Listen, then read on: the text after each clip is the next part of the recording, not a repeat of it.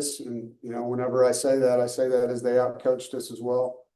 And, I got a football team that needs to play better. I thought in the first half, in particular defensively, we did not play contested football. I thought it was way too easy for the quarterback. We played really soft coverage and gave up a lot of things. Defensively in the second half, different story. I had a lot of bad field position in the second half, but stopped them over and over and over. I think 5 straight drives without a touchdown. So, I was proud of the adjustments, but we can't play like that. We can't give somebody that many points and that many yards and a half and then think we're going to be in the game. And we got to do a better job, schematically and getting our kids to play tighter coverage. Played well against the run game. It's a good running back, and I think they had 50 yards, but they had 30 first downs. And so they're going to score a lot of points when that happens. So a lot to work on defense. Offensively, we got to score. We got to score a lot more points than we are. When we're in a rhythm, see a lot of good things. But with that defense, top 10 rushing defense, I knew we were going to have to throw the football. And we did have an explosive run, obviously, in the first half. And hung in there with them score-wise for a while. But, you get behind 2 or 3 possessions, and it kind of changes things as far as your play calling. Questions?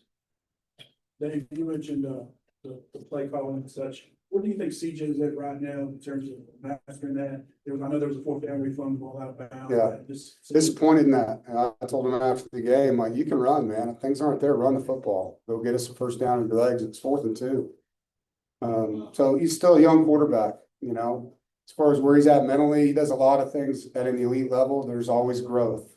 And, that wasn't what we prepared for. It was like 2-minute defense, after they got up 3 scores. A lot of those drop back passes were into cover 2. And, not that we don't practice cover 2, but what I'm saying is on first down, second down, third down, you're getting basically 2-minute defense at that point, 3-score lead. But CJ is going to continue to get better. And, he's a really good football player. I'm proud of some of the guys and how hard they played there at the end. You see Tristan Teasdale getting an interception. Noah Rogers continues to play hard. Teddy Hoffman threw a touchdown, caught a touchdown. So there are some positives in the game, but not enough. Made the decision. I think it was 25 down in the third quarter, but you kept CJ in. I just wonder what led to that. Did you consider? Yeah, we're trying to win, man. Look up. There's 11 minutes on the scoreboard. We're down 18 points. Score, go for 2.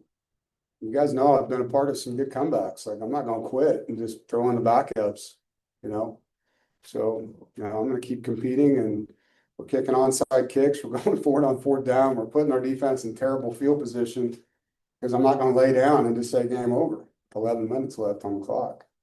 Could give up 7 sacks a week ago. You guys were able to get one. What were they doing? I guess that kept the defensive line from getting. Well, they played a lot better up front.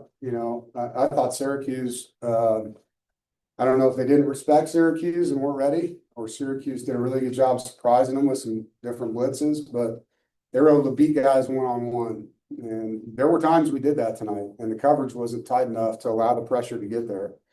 And then there was times where the quarterback evaded the pressure and got out of the pocket, and he's done that, in the 4 games he started. The kid can run. But coverage and pass rush have to work in tandem. If you have tight coverage, then your pass rush has a better chance to get home.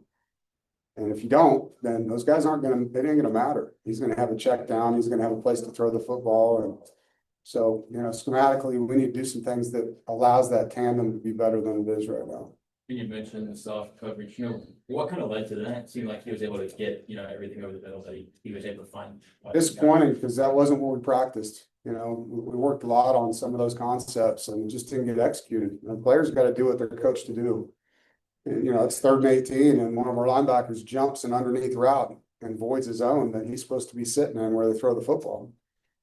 And that's unacceptable. And that's coached. And so at some point in time, as a guy on the field, you got to do what you're coached to do in that situation. And it's a great kid. I love him to death. But that's bad football. It's 3rd and 18. You don't jump an underneath route when you're playing zone defense. That's just an example, right? And that's not where loose coverage bothers me, 3rd and 18, because it's down the field routes, right? It's when you're playing on 2nd and 5 and you're giving up stuff like that. That's you got to play tighter. And you saw it in the second half, but we got a lot of work to do.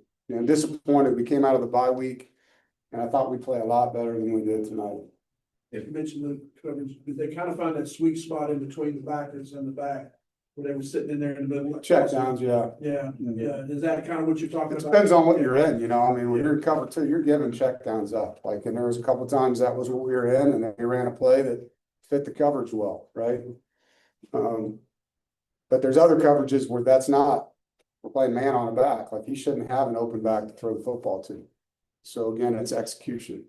You mentioned coming off the bye week, not expecting good play like you guys did. Hollywood mentioned you guys focus on the details and the little things, but it just didn't show up on the field. No, it didn't. What do you think led to that? It's a good question. If I had the answer, we would have played a lot better. You know, it's not what I expected to see, and it's not the team that I expected to see on the field. And I'm not blaming them. I'm the one that got them ready, so it starts with me. And I told them that in the locker room. And we got to coach better. They got to play better. And it's, you know, there was 9 guys in our top 22 on defense that couldn't play tonight because of injuries. It's not an excuse. The guys that are playing got to make the most of the opportunity. And they got to play really well for us.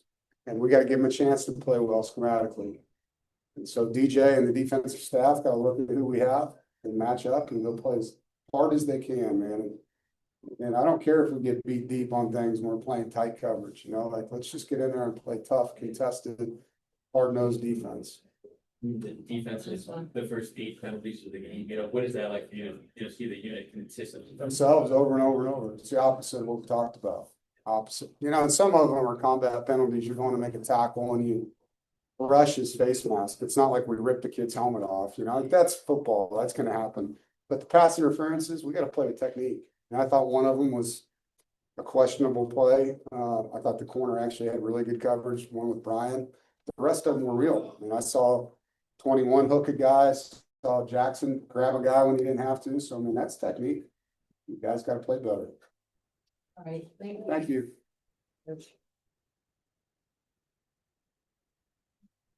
Thanks.